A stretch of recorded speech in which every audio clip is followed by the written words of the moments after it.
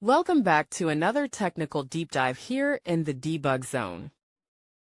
Today we're tackling a big question and breaking it down with insights from other users. Hopefully this clears up some misconceptions and helps you get the answer you need. So buckle up, stay a little curious, and let's jump right in.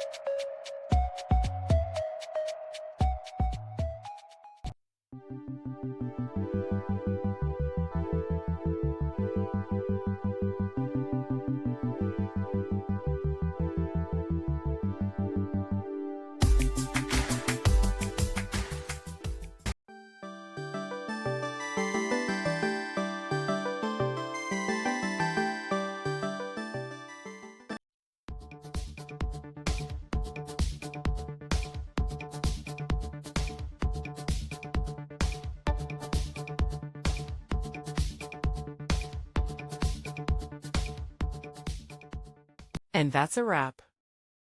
I hope you found the answer you were looking for. If you did, take a second to hit that subscribe button. It really helps out. And let me know in the comments which solution worked best for you. See you next time in the debug zone.